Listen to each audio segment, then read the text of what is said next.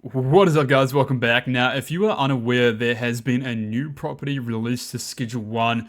This is the Stash and Dash. The Stash and Dash can be purchased from Rails Realty for $5,000, making this a perfect in-between property to purchase after the bungalow and before the barn. Now, I've trialed many different setups at this point, and I think late game, this is going to be a perfect storage or packaging supply unit. But at this stage, if you're early in the game, this is going to be an awesome additional floor space that you can use to produce more product.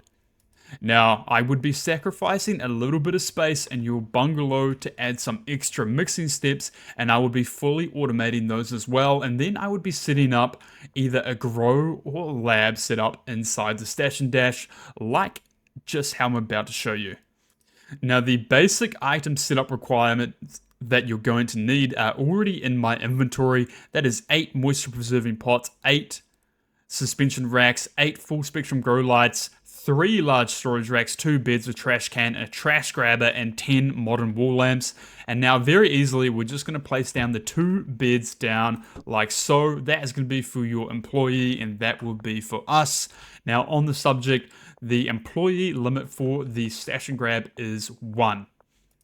Now, if you didn't know, all of the loading bays in the game are now fixed. Previously, only the loading bay outside the bungalow was able to use handlers to route them from the loading bay inside the property. Now, that has changed. The barn, docks, and now the stash and dash all include this feature. So that's going to be a big game changer for a lot of you. Now, without wasting any more time, let's jump straight into the setup. I'm just going to be lining the back wall with 8 moisture preserving pots. They fit super nicely in there, and then I'm going to be putting the suspension racks directly on top of them with the full spectrum grow lights hanging very nicely. Now that's going to give us a bit of light. Let's put down, actually before we do that, let's put down the large storage rack. Sorry, this is placed wrong. We're going to put 3 in there nicely against this little notch there. It's like almost it was designed to be that way. And then we're going to put the bed right there, and the trash can is going to go at the foot of the bed. Now with the lights, I'm just going to be placing them above each thing that we've placed down. So there's going to be 3 for each shelf. We're going to put 1 above the bed in the middle. We're going to put 1 up against the back wall for the lights. We'll fit another one in there. We'll put 1 above the bed here, 1 above the door like such, and then 1 right here as well. And that's going to give you a bunch of lighting. Now we've got 1 extra, might as well just put it in the corner like so. And there you go, now it is beautifully lit. Now, you can actually turn off the light, and this kind of gives you a bit of ambient light. I kind of like this, this kind of fits the aesthetic. I'm definitely going to be running this without the main lights on. Now here you go, guys. I'm going to be showing you the employee limit. We're going to be hiring a botanist for the storage unit.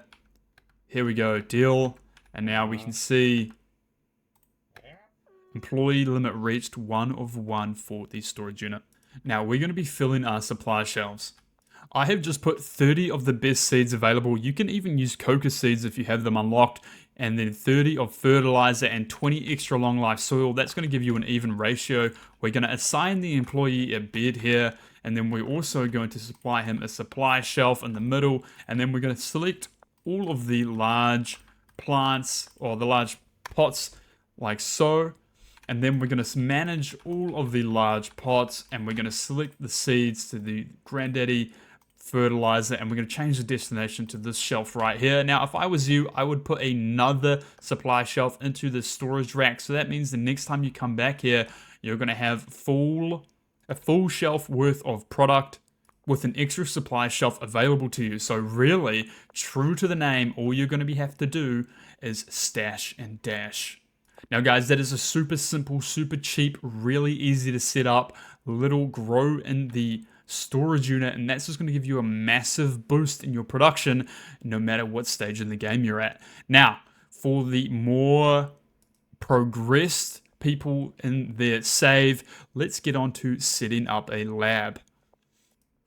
Now, everything must go if you're going to be transitioning to a lab setup. The main thing we're going to be keeping is the 10 modern wall lamps sprinkled around the sides and the bed in the corner here. Now, without wasting any time, let's jump straight into placing the chemistry stations in the lab ovens. I'm going to be placing them one square off the wall like so, with the lab ovens and chemistry stations facing each other, and we're going to be placing 4 large storage racks behind them like such, and then we are going to build out 2 large storage racks like so, and then build out 8 large storage racks there, and then we're going to be placing the second bed. I'm going to be putting it there. Now, if you want to build out more space here, you can, or you can leave it empty. You could probably even put the bed in like so. I would not advise it. That is going to be plenty of space for me. Now, this really is going to give you the combination of storage and production here. So this is going to be way more storage than you're ever going to need for this space, which is good. If you have a bunch of equipment that you're not sure what to do with, or just anything lying around, this is going to be the place for it. And of course, we're going to have a chemist working around the clock in the back here. And of course, we're going to fill up all of the extra supplies in the back and fill up the chemistry stations. And we're pretty much just going to leave this chemist working around the clock. And I would be assigning him all 4 lab ovens and chemistry stations like such. And of course, we'll be selecting the recipe to the liquid. And then the destinations will be to the opposing lab ovens like so. And then the destinations for the lab ovens, we can just put them here. And then the next time we come back here, we can take a quick peek and see whether this has filled up. And if it has, all we need to do is then change the destination of the lab oven to the next shelf over, restock the chemistry stations, and then leave. And then that's going to just produce you another 8 bricks. And now every so often, you just want to come back here in your van, drop off some acid, drop off some pseudo, drop off some phosphorus, and just keep this cycling maybe until you get a full however many 10 large storage racks. That's going to be 80 bricks, and this is just going to be a nice little back burner. Now, true to the name, the stash and dash, if you ever get low on product, this is going to be a great little emergency. Really cool addition, really cool contingency place for all of you guys that like to run it close to the line. Let me know what you think. Is there any other builds that you would put in here? Would you try? We are limited to the 1 employee, so it's not like we can do anything coca in here. We can grow coca leaves using the first setup that I showed you, pretty much the same, and then transport that somewhere else. Personally, I'm going to be running this setup and then incorporating a 4-step mixing process into my bungalow and sacrificing a little bit of production there and just replacing it here.